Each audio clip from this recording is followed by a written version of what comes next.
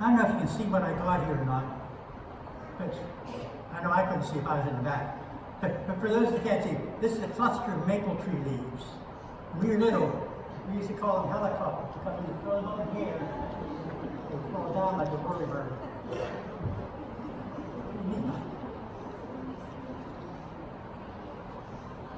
I know that these are just seeds, but let's stretch our imagination a little bit today and imagine if this seed could think and talk like we do, and what would think about all the different things that happen to this little seed in the course of its lifetime.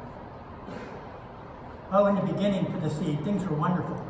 There it is, hanging high in the mother's branches, surrounded by a cluster of other seeds, friends we'll call them. From its height, it has a good view of the other trees in the forest. It can feel the warmth of the sun in the morning, and it's cold in the night and the day by the shade of the leaves above it. But then, one day, something frightening happens. A wind comes up, and it becomes detached from its mother and goes drifting through the forest. The poor seed was separated from everything it knew, the security of the limb he was hanging from, the cluster of other seeds around it, and it was drifting alone through the air with no idea where it was going to land.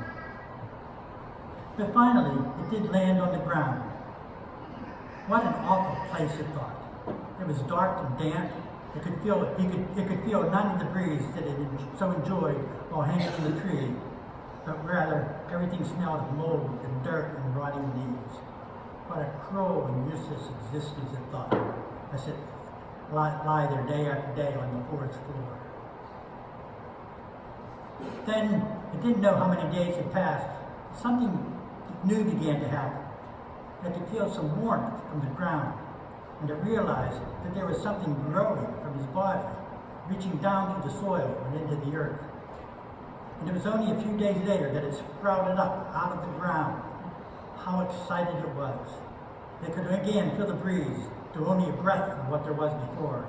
And every once in a while, a beam of sunlight would find its way through the canopy of leaves overhead, and it would feel a rush of warmth coursing through its little twig of a body. Over time, the little seedling continued to grow, spreading its roots deeper into the ground every new year. It was so proud when it grew its first few leaves, and every year it grew just a little higher, a little longer, but still so small among the other trees in the forest. Then one day a storm approached, but it was unlike any other storm he had ever experienced. The wind was so much stronger, the thunder so much louder, even the largest trees were swaying in the wind. Then it heard a loud rushing noise as the tornado blew through the forest, felling trees, pulling them out by the roots, completely obliterating the forest around it. But because it was so small and so close to the ground, the little seedling was still standing, its roots a little loosened, but still planted in the soil. It was after that horrific storm that the little tree really began to flourish, because the full-grown trees around it had fallen and received the full warmth and brightness of the sun, and received the fullness of the rain instead of depending on the drops falling off the leaves of the other trees. It grew to be 5 feet tall, and then 10 feet tall, spreading its shade from its leaves ever wider across the forest floor. It became a nesting place for birds and for squirrels. Deer came along and scraped at its bark. Even some humans came one day with a tap and a bucket and drew some of its sap from its trunk. And so things went along, and it became eventually the tallest tree in that whole section of the woods. Then came another day. It was an especially humid day, and the air was completely still. It knew that a storm was coming, and that it would be a big one. And the storm did come, howling into the woods. The tree branches were waving wildly in the wind, and it heard the crack. And there was one of its branches went hurtling down to the ground. Next, there was a bright flash of lightning, and a loud crack. The tree had been struck and been split into two. The tree was never the same after that. Its leaves became more and more sparse. More and more tree-eating insects found their way through the openings in its bark and was devouring the tree from the inside out. Birds and squirrels no longer nested there and no longer gave off much shade. One branch, then another, would fall off the tree from weakness. And then it happened one day. The entire tree broke free from the roots and it came tumbling to the ground. But this time, the tree did not feel so lonely and so forlorn, because now it knew it had become something much larger than just a single tree. It was now part of the whole forest.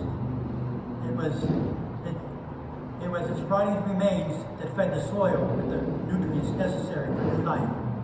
It was through it that the water flowed to quench the new life's thirst. It was through it that the warmth of the sun energized the forest floor into life. It had become a part of that whole thing that we call creation. You know, that's what the book of Revelation, which we will be reading for our second reading throughout this Easter season, that's what the book of Revelation is all about. Oh yes, there are stories of the four horsemen of war, famine, pestilence. There are horrific beasts and terrible battles. But these are all just metaphors of things that we experience in our own lives, and they cannot be ignored. But the book of Revelation isn't really about those things.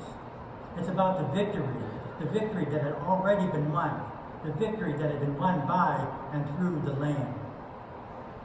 And when Jesus became flesh, he calls on us all to share in that divine victory which he has gained for us in the death and resurrection. That is the joy and the hope we celebrate this Easter season, that we are all invited to become part of something much larger than ourselves, something much more wonderful than we could ever experience on this earth. For we will become a part of the very source of life and energy itself, the love that flows between Father, Son, and Holy Spirit.